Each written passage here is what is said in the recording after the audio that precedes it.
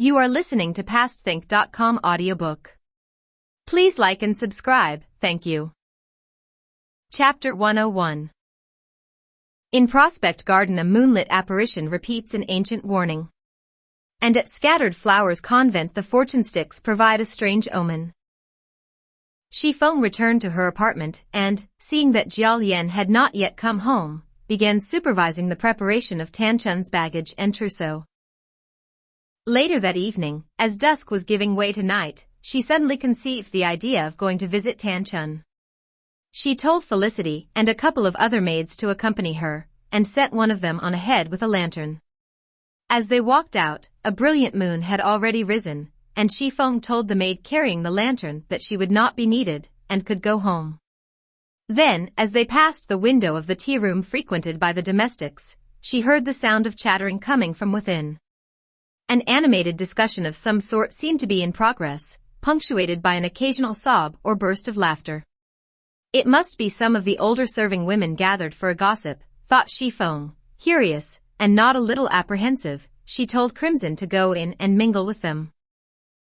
Listen carefully, she said. Lead them on, and find out what it is they're talking about. Yes, ma'am, said Crimson, and went on her errand. Xifeng continued towards the garden, accompanied now only by Felicity. The gate had been left ajar and mistress and maid were able to push it lightly open and walk in. Within the garden the moonlight seemed even brighter, and the trees cast deep pools of shadow. The intense silence created an atmosphere of extreme solitude and desolation. They were about to take the path to Autumn's studio, when a gust of wind blew through the trees, releasing a shower of falling leaves and soughing through the branches with a doleful sound that startled the crows and other nesting birds into flight. Xifeng had drunk a little wine earlier in the evening, and the wind, when it blew upon her, set her trembling. How cold it is, said Felicity from behind, huddling up to try to keep warm. The cold was even too much for Xifeng. You'd better go home straight away, and fetch me my ermine-lined sleeveless jacket. I shall wait for you at Miss Tan's. Felicity was glad of a chance to put on some warmer clothes herself, and needed no second bidding. Yes, ma'am, she replied, turning about at once and heading for home at a run. Xifeng had not walked much further when she thought she heard something behind her, a strange sound, like that of an animal snuffling. Her hair stood on end, and looking back she caught sight of something black and shiny, a nose, pointed, sniffing in her direction, and two eyes that glowed like lanterns. She was beside herself with terror, and gave a cry of alarm, only to see the creature, for it was now recognizable as some sort of large dog, had away from her, trailing a bushy tail. It went bounding up to the top of a mound of earth, stood stock still, and then turned back towards her, raising its front paws in the air in a grotesque salutation. Xifeng, now in a state of abject panic and shaking hysterically, hurried on as fast as she could towards Autumn's studio. She had almost reached her destination, and was turning past a large rock when she caught a fleeting glimpse of a figure in the shadows ahead of her. After a moment's hesitation, she guessed it to be a maid from one of the apartments in the garden, and called out. Who's there? Xifeng repeated the question, but no one came forward. She was already beginning to feel quite faint, and in her confusion she thought she heard a voice behind her murmuring. Auntie, don't you even recognize me? She spun round and saw the figure of a lady standing there before her. There was something strangely familiar about her, the beauty of her features, the elegance of her attire, and yet somehow Xifeng could not think for the moment whose young wife it could be.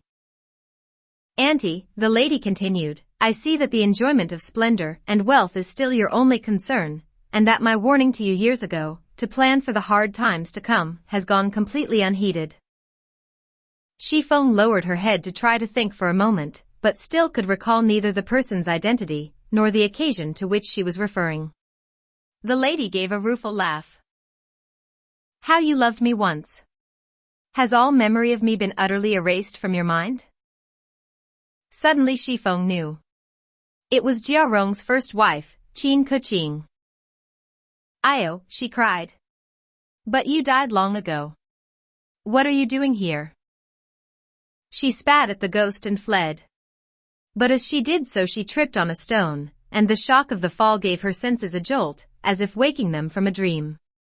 Although her whole body had broken out in a sweat, and she was still shivering with fright, she now felt alert and clear-headed, and could distinguish the forms of Crimson and Felicity walking in her direction. Anxious lest her disarray provoke unfavorable comment, she hurriedly raised herself from the ground.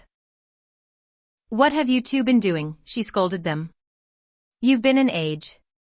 Hurry up and bring me my jacket." Felicity came forward and helped her into the jacket, while Crimson supported her, ready to walk on to Autumn's studio. "I've already been there," said Chiffon untruthfully. "They are all asleep. Let's go home now." She set off in great haste with the two maids. She arrived to find Jiao Yan already at home, and could tell from the expression on his face that he was in a worse humor than usual. Although she wanted to ask what the matter was, she reflected that she would only be scolded for her pains, and so went straight to bed. Next morning Jiao Yan rose at dawn, intending to pay an early call on Cao Xueqin, eunuch superintendent of the inner palace, to seek his help in connection with some personal matter. He had a little time to spare before setting off, and began glancing through the copies of the Gazette that had been delivered the day before and were lying on his table.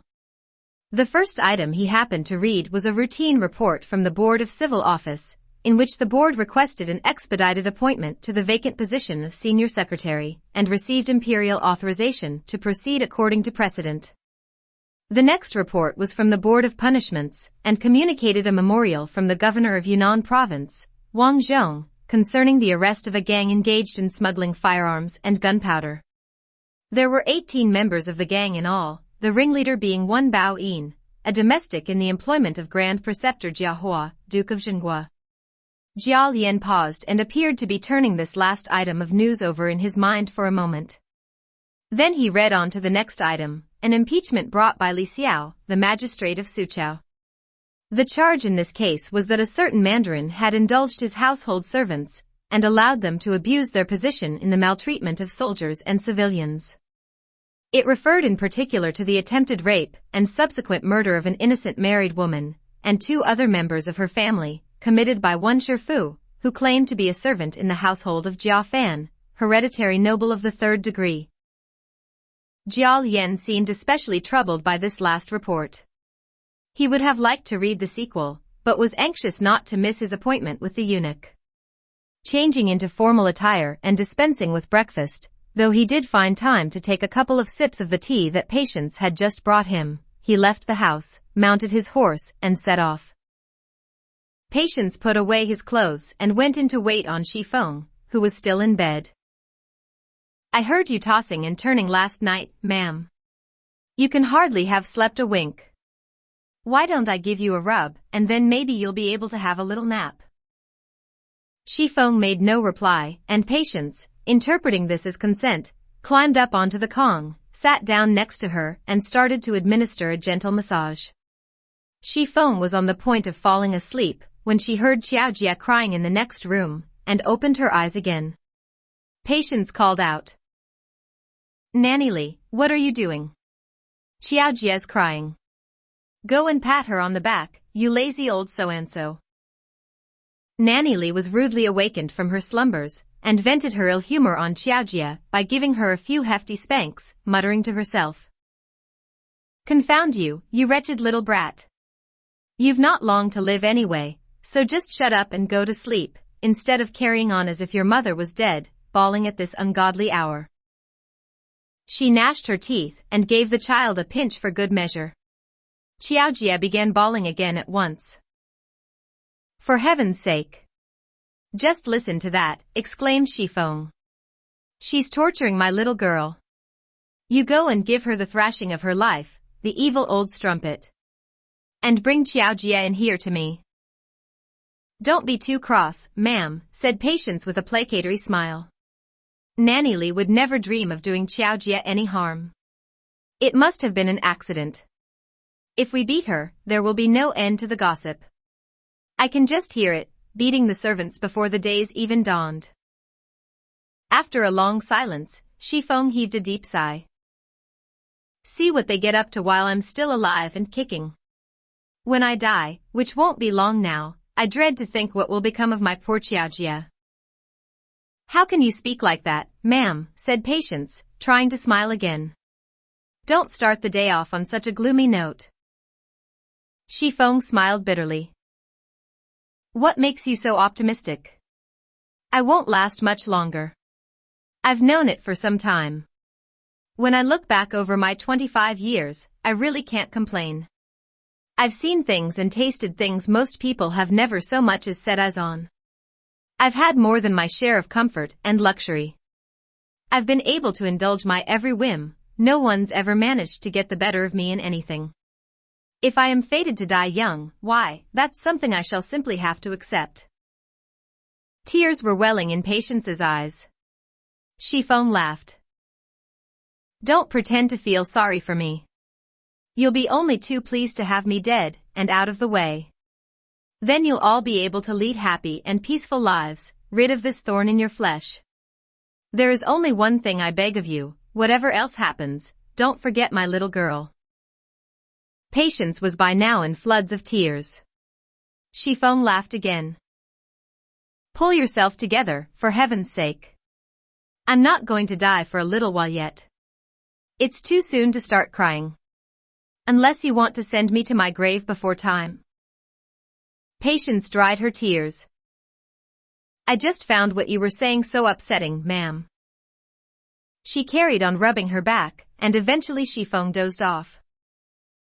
Patience had no sooner climbed down from the Kong than she heard footsteps outside. It was Jiao. He had ended up late for his appointment, and by the time he arrived Eunuch Qiu had already left for court. So he had been obliged to return home without having achieved anything, and was clearly in the blackest of moods. His first words when he saw Patience were, "Aren't the others up yet?" "No, sir." He flung aside the portiere and walked into the inner room, exclaiming sarcastically, "Marvelous. Still in bed at this hour. Feet up and twiddling their thumbs at a time of family crisis." He called impatiently for tea and Patience hastened to pour him a cup. Earlier that morning, after Jiao Yan's departure, the maids and serving women had all gone back to sleep, and as none of them had expected him back so early, the household was still in a state of complete disorder. There was no fresh tea, and the best Patience could produce was a cup of cold tea warmed up. When Jiao Yan discovered this, he was furious and hurled his cup to the ground. The sound of smashing china woke Xifeng again, and she sat up in a cold sweat, crying out in alarm and staring wide-eyed around her. She saw her husband sitting beside the Kong in a fuming rage, and Patience stooping to retrieve the fragments of broken cup. "Why are you back so soon?" she asked. After a long interval in which no answer was forthcoming, she repeated the question, and finally he shouted at her. "Would you rather I hadn't come back at all? Do you wish I'd dropped down dead somewhere?" "That's a little unnecessary, isn't it?" said Xifeng, smiling uneasily. "I just wondered why you were back so early today, that's all. It's nothing to lose your temper about. I failed to see the man again, so there was nothing to be gained by not coming home." His voice was still raised. "In that case," said Xifeng, still attempting a wan smile, "you'll just have to be patient and wait till tomorrow. Go a bit earlier next time, and you'll be sure to see him."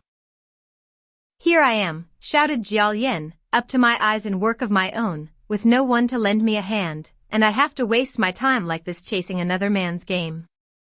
I've been tearing around days on end, and heaven alone knows why, when the person really involved is sitting at home and having a good time. He doesn't seem the least bit bothered. On the contrary, he's even had the nerve to throw a birthday party, with plays and all sorts of fun and games, while I'm still running around in circles trying to sort out his mess." He spat on the ground, and then proceeded to give Patience a thorough ticking off for good measure. Xifeng was choking with indignation. Her first impulse was to argue it out with him. But after a moment's reflection she thought it advisable to contain herself, and still struggled to keep a smile on her face. "But why work yourself up into such a rage about it? And why come ranting at me at this hour of the day? Did I ever say you had to do anyone this favor? If you've promised to, then be patient and go through with it for their sake. Anyway, it's inconceivable that someone in serious trouble could feel in the mood for parties and plays. Cao Xueqin, precisely. Perhaps you'd like to go and ask him about it yourself tomorrow. Shi Feng, surprised, asked whom? Cao Xueqin, your brother. Shi Feng, him? Cao Xueqin, of course. Who else? Shi Feng, concerned, but why does he need your help? Cao Xueqin, you're so well informed, you might as well be stuck at the bottom of a pickle jar. Shi Feng, but I had no idea he was in any kind of trouble. How extraordinary. Cao Xueqin, of course you didn't. Even Aunt Wang and Aunt Shui don't know about it. I didn't want to worry them. And you're always telling me how ill you are, so I decided to try to keep the whole thing from you as well. The very mention of it is enough to put me in a rage. Even today I wouldn't have told you, if you hadn't pressed me. No doubt you think that brother of yours is a marvelous fellow. But do you know what people call him? Shi Feng, what? Cao Xueqin, Wang Ren. Shi Feng let out a puzzled little laugh. Well, that's his name, isn't it? Cao Xueqin, that's what you think. It's not that Wang Ren, it's the one meaning blind to all forms of human decency. Shi Feng, why, that's an insult. Who'd ever say such a thing? Cao Xueqin, it's no less than he deserves. I may as well tell you the truth, so that you can see for yourself what sort of a brother you really have.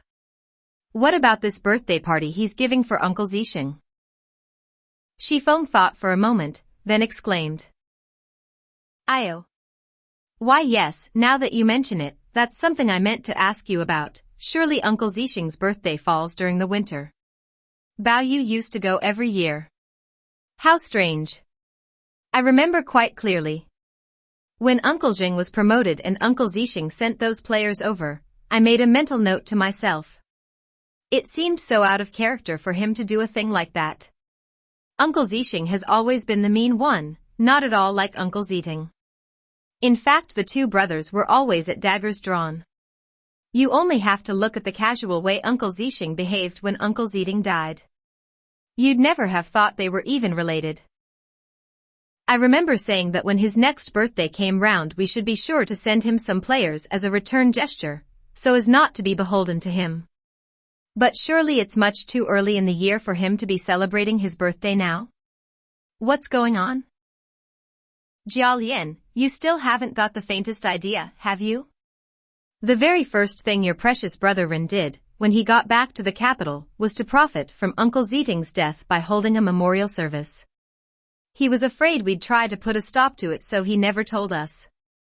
The funeral donations brought him in several thousand taels, I can tell you. Uncle Xueqin was furious with him afterwards for cornering the market. This put your brother in a bit of a spot.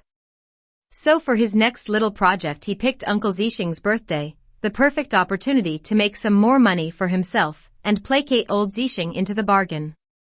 He wasn't going to be held back by what the family or friends might say, or by the paltry fact that Uncle Xueqin doesn't really have a birthday until next winter. Let people think what they like, he doesn't care. He doesn't know the meaning of the word pride. Now, on top of all this, let me tell you why I got up so early this morning. Recently there's been a memorial from the censorate. It's in some way connected with the recent disturbances on the coast. The wording refers to the deficit left by Wang Xueqin after his term of office, and asks that this deficit be made good by his younger brother Wang Xueqin, and by his nephew Wang Ren. The two of them got the wind up and asked me to try to pull a few strings for them. I agreed to do it for them. They seemed so pathetic and scared, and anyway, I was afraid it might eventually affect you and Aunt Wang. I hoped old Xiao in the inner palace might see to it for me, perhaps get Uncle Xueqin's successor to cook the books somehow. But I was late, damn it, he'd already left for court. So there I was up at dawn, tearing around for nothing, while they put on plays and hold a party. If that isn't enough to make a man's blood boil, tell me what is. Xifeng still felt she must put some sort of a case for her brother, partly out of her constitutional need never to admit defeat, and partly out of loyalty to her own family. However badly he may have behaved, he's still your brother-in-law. If you help him, you'll be doing a good turn for both of my uncles, for the living and the dead. Our family honor is at stake, so I implore you to help. Otherwise you know what will happen. I shall be held responsible for your wrath, and they'll blacken my name forever. Xifeng burst into tears. Sitting up in bed, she began to comb her hair, and to throw on some clothes. There's no need for you to react like that, said Jiao. It's your brother who's behaved so abominably. I've said nothing against you. And the servants, when I had to go out this morning, I knew you were not well, so I didn't disturb you. But they just went on sleeping. Our parents never tolerated such behavior. You've grown too slack. You want to please everybody, that's your trouble. And the moment I say anything critical, you start hauling yourself out of bed in protest. If I give the servants a piece of my mind, I suppose you'll stick up for them next. It's too absurd. Xifeng dried her eyes. It's late, she said. I ought to be getting up anyway. After a pause, she continued, even if that's how you feel, please try to do what you can for my family, for my sake. And you know how grateful Aunt Wang will be. All right, grumbled Jiao. Stop teaching your grandmother to suck eggs. Why are you getting up, ma'am? Put in Patience. It's too early yet. And I don't see what you have to work yourself into such a terrible temper for, sir. Why take it all out on us? Hasn't Mrs. Lian gone to enough trouble for you in the past? The number of times she's borne the brunt on your behalf. Perhaps I shouldn't say this, but in view of all that she's done for you, it doesn't seem very fair to make such a big fuss about this one favor, especially when you think how many other people are involved. Do you have no consideration for her feelings? Why should she take all the blame anyway? We were late getting up, and you're entitled to be angry with us. We're only servants after all. But when you think how she has worked herself into the ground and ruined her health, it seems so unkind of you to pick a quarrel with her now. Patience's eyes filled with tears. Jiao original ill humor, strong though it had undoubtedly been, could not withstand the combined opposition of both his womenfolk, at once so appealing and so sharp-tongued. All right, forget it, he said, with a bitter smile. She's hard enough to cope with on her own, without you leaping to her defense. I know I'm just an outsider here anyway, and you're both itching to have me dead and out of the way. Don't speak like that, said Xifeng. Who knows what will happen to any of us? Very probably I shall die before you. The sooner I do, the sooner my heart will be at rest. She began to weep again, and Patience tried to comfort her. It was now broad daylight, and the sun was shining in at the window. Jiao, who saw little prospect of steering the conversation out of this impasse, took his leave. Xifeng was about to finish her toilet, when one of Lady Wang's junior maids came in. Her ladyship says, will you be visiting your uncle today, ma'am, and if so would you take Mrs. Bao with you?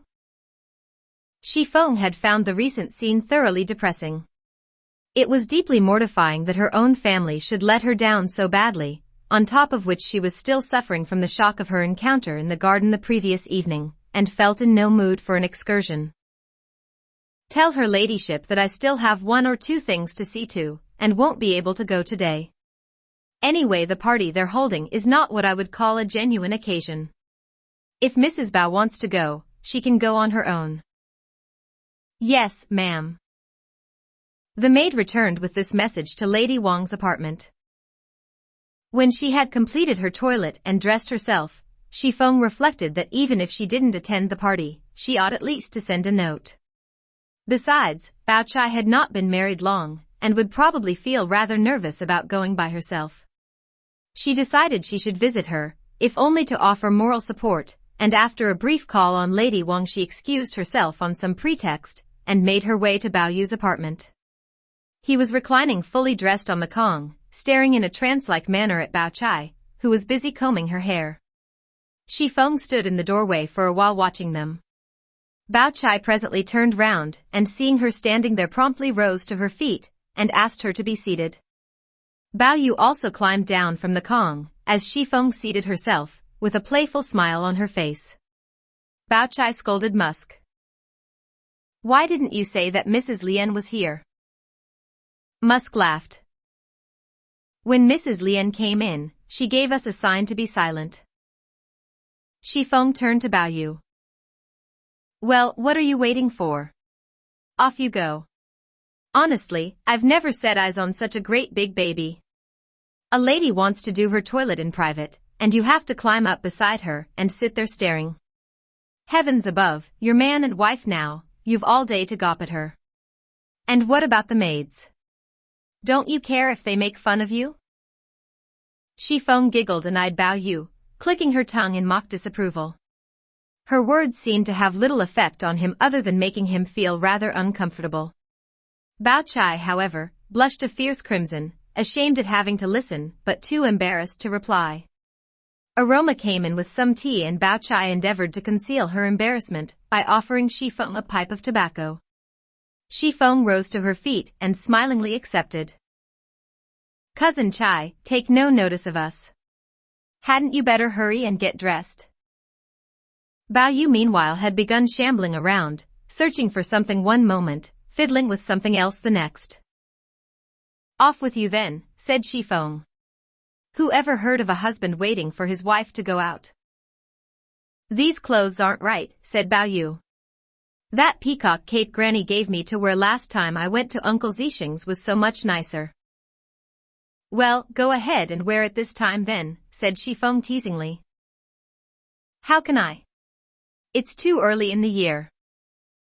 Shi Feng realized that she had inadvertently drawn attention to the incorrect timing, and therefore fraudulent nature, of her uncle's party. It didn't matter so much about Bao Chai, who was herself related to the Wangs. But she felt embarrassed to have thus risked discrediting her own family in front of the maids. Aroma, whose mind was running along very different lines, hastened to add her explanation of Bao Yu's words. "I don't think you understand, ma'am. He wouldn't wear that cape even if it were the right season." "Why ever not?" asked Shi Feng.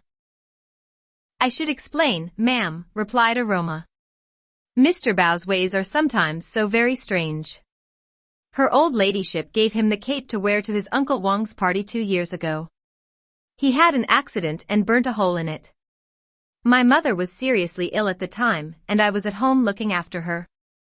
Skybright was still with us then, though she was already ill, and I was told when I got back that she had stayed up all night darning the cape for him.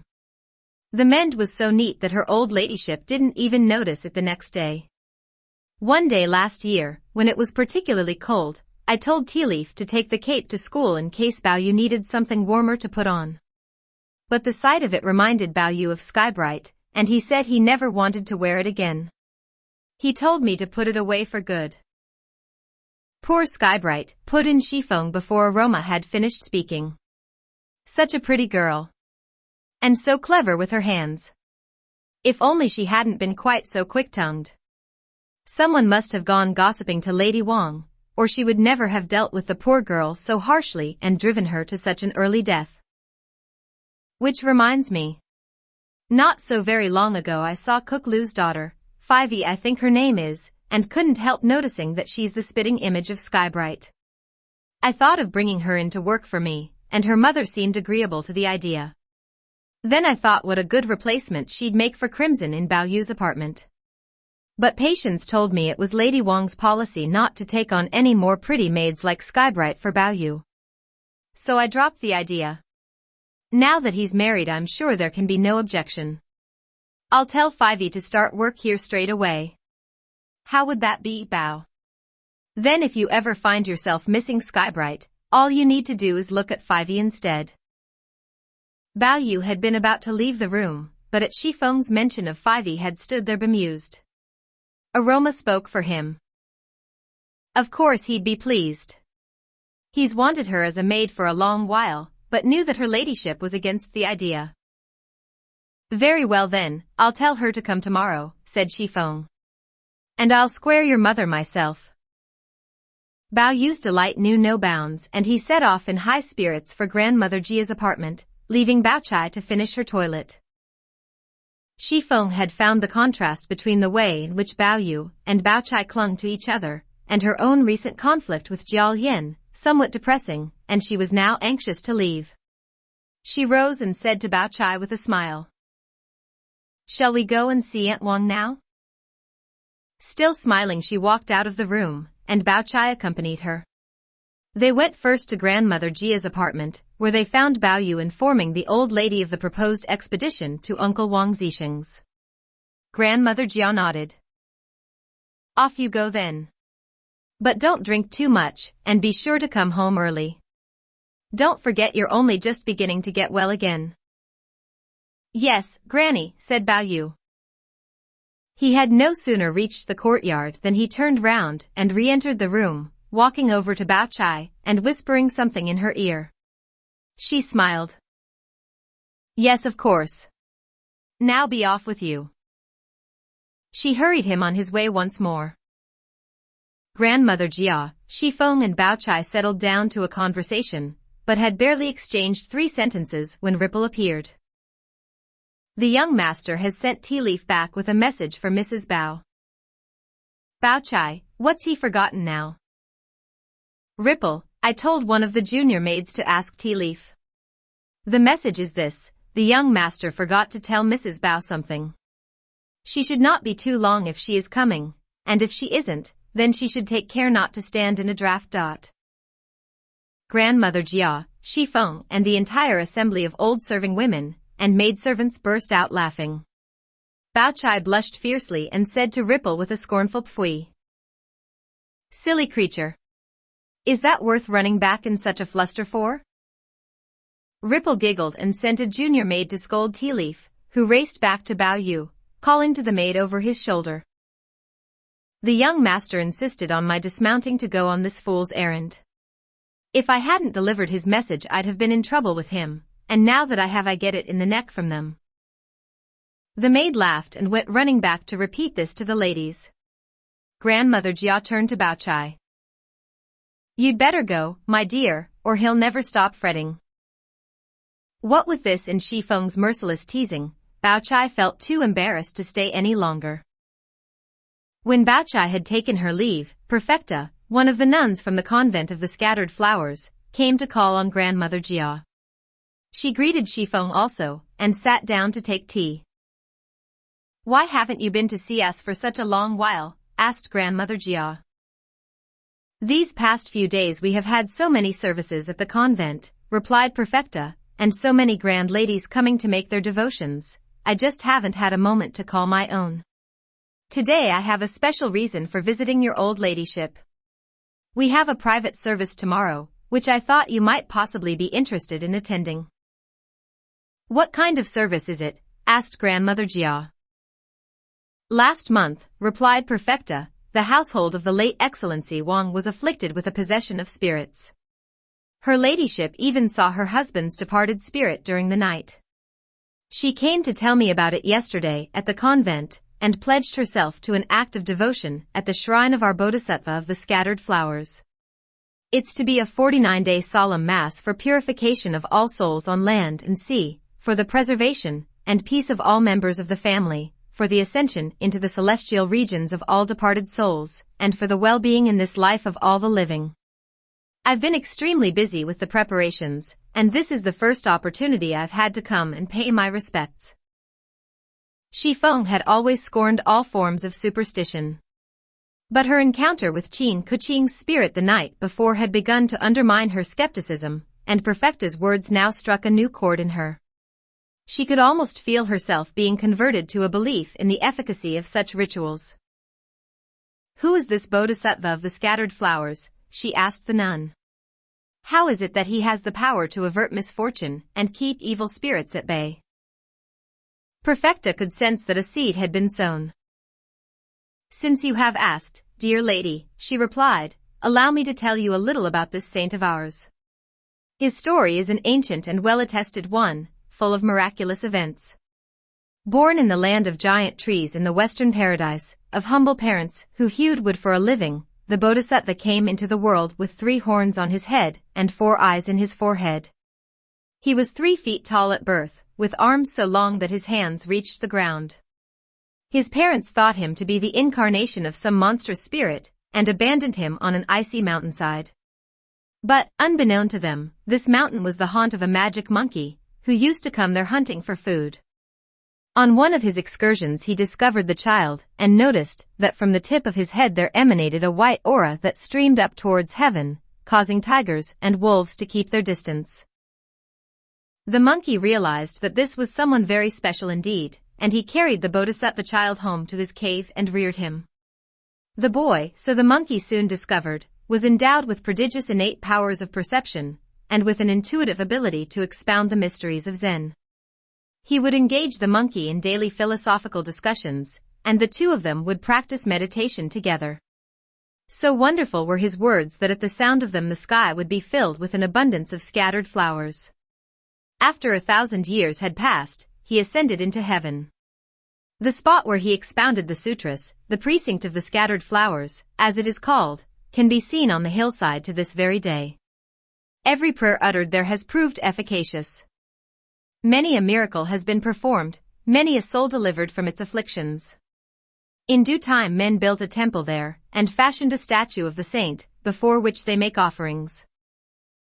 But what proof is there that any of this is true? Asked Shifeng. Still skeptical, ma'am? What proof of that sort can there be, of a living Buddha?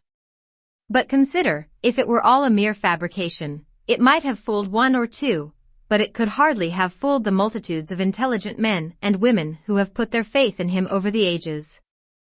The unbroken incense offerings of believers, and the miracles wrought, testify to the enduring power of our religion, and serve continually to inspire our faith. Shifeng was almost convinced. In that case I shall visit you tomorrow, and test it for myself. Do you have fortune sticks at the temple? I should like to consult them. If they give me a plausible answer to my question, I shall embrace your faith. Our fortune sticks are particularly efficacious, ma'am, said Perfecta. Try them tomorrow and see for yourself. Why not wait until the day after, put in Grandmother Jia. That will be the 1st of the month. Better to try then.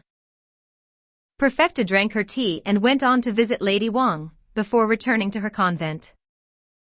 Shifeng managed to struggle through the rest of that day, and the next, and early in the morning of the 1st of the month she had her carriage made ready, and set out for the convent of the scattered flowers, accompanied by patients, and a bevy of serving women.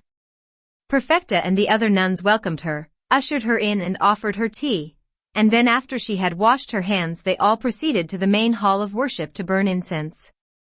Shifeng would not look up at the statues, but otherwise conducted herself like a devout believer, kowtowing, and taking the tube of fortune sticks from the altar. She prayed in silence, describing her encounter with the spirit and her chronic state of ill health, then shook the tube 3 times. There was a whoosh, and one of the bamboo sticks shot out of the tube. Shifeng kowtowed again, and picked it up. It bore the inscription, number 33. Supreme Good Fortune. Perfecta promptly consulted the divination book, and found under entry number 33 the following line of verse, which she read aloud. Wang Shifeng comes home to rest, in finery arrayed. Shifeng was astounded to hear her own name, and asked the nun. Is there some historical person by the name of Wang Shifeng? Surely, ma'am, replied Perfecta, a lady of your wide knowledge has encountered the story of Wang Shifeng of the later Han dynasty, and what befell him on his way to the examination? Zhou Rui's wife was standing at Shifeng's side and added with a smile. Why, that was the story the lady storyteller told at the Lantern Festival a couple of years ago. We asked her not to use your name as it was impolite. Of course, said Shifeng with a laugh. I forgot. She went on to read the rest of the text. When 20 years away from home have passed, in silks the wanderer returns at last. The bee culls nectar from 100 flowers.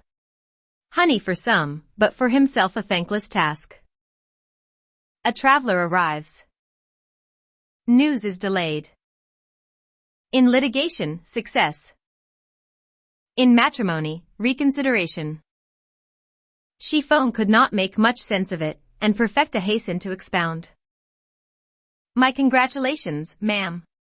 What an uncannily apt response on the part of the oracle. Since you have grown up here in the capital, you have never had a chance to visit your old home in Nanking.